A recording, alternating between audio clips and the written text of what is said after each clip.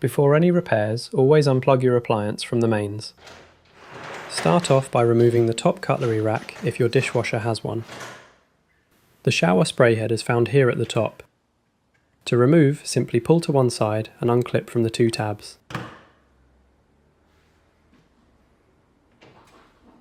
Unpackage your new shower spray head and assemble the two parts as shown.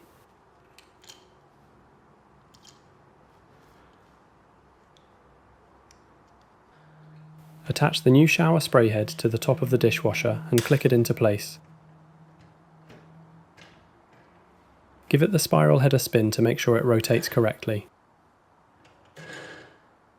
Reinsert your top rack into the dishwasher if you have one.